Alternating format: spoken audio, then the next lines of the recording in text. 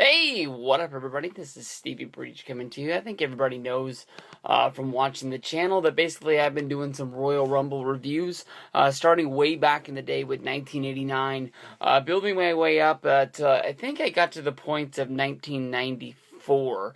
And then I looked at the 95 Rumble and said, nah, no thanks. Skipped a few years ahead and plopped down on the Royal Rumble from 1998.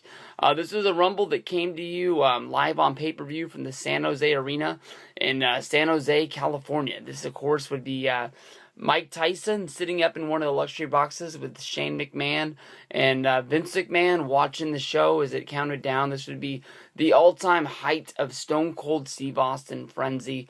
This is an awesome show. This is an awesome Rumble.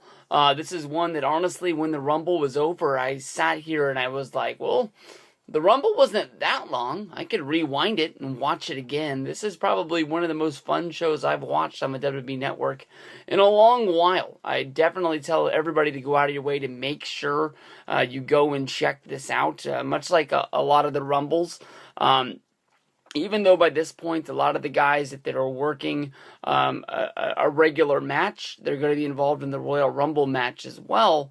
But still, the undercard didn't really mean a whole lot. We had a match. From there, we go to the 30-man Royal Rumble match. Surprise, surprise. It's not the main event of the show. I almost turned the show off once it was all done, thinking that Stone Cold Steve Austin had won the big one. Little did I know that after this comes the WWF Championship match of Shawn Michaels going up against Undertaker.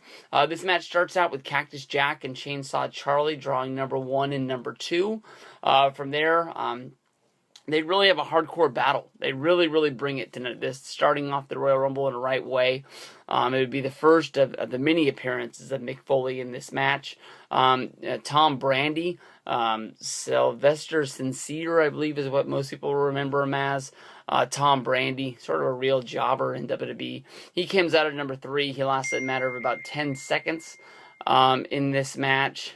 And it didn't last long. From there, you have The Rock coming in. Big name, Intercontinental Champion, definitely on the rise in WWF at this time. From there, we go to Mosh, Phineas, 8-Ball, Blackjack, Bradshaw.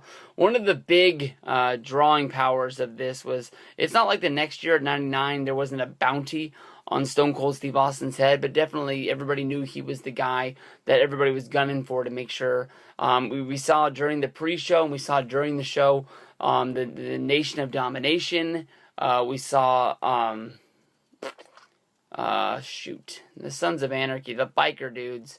Come on, what the heck was their name? We saw them trying to take out Stone Cold Steve Austin, being outsmarted by him, not being where they thought he was going to be. We saw Los Boricuas go in and try to attack Stone Cold Steve Austin, which ended up being the biker gang. Another big dude with a bald head, and they get their ass kicked for that one. Nothing really big in here. Owen Hart, he comes down, gets a I forgot what the hell I was talking about. Owen Hart comes down. He gets outsmarted by Triple H and Chyna, who are injured during this. Triple H pulls out Owen Hart by using his crutches. Blackman, D'Lo Brown, Kurgan, Mark Merrill, lots of guys from the Attitude Era. Nothing really big going on in here. No real big names that went down, but it's just fun to see these guys come in there. Shamrock, Thrasher, Mankind makes his second appearance. He doesn't last all that long inside of the match, coming out at number 16, making it his second appearance in there. From there, you got Gold Dust, Jeff Jarrett, the Hunky Tunk Man, Ahmed Johnson, who was definitely a guy that I thought had a big chance to win this. He gets outsmarted by D'Lo Brown and Mark Henry of the Nation of Domination. He gets dumped out after only about 3 minutes. Everybody knew that Stone Cold Steve Austin was going down, but there's always guys you keep your eye on in there. From there, we finally get to number 22, where Skull is his number.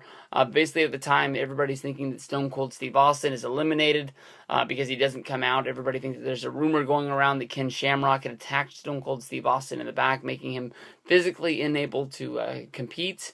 He comes out at number 24. Everybody turns around. They're all waiting for him. Stone Cold Steve Austin comes through the crowd, sneaks into the back, starts dumping dudes over the top rope immediately. Is able to toss out two guys, and from there the fight is on. It comes down to basically Rock, Austin, Dude Love, and Farouk. Of course, two members of the Nation of Domination. The Rock and Austin and Dude Love, former tag team champions at this point. Even though they didn't want to be together, they were together.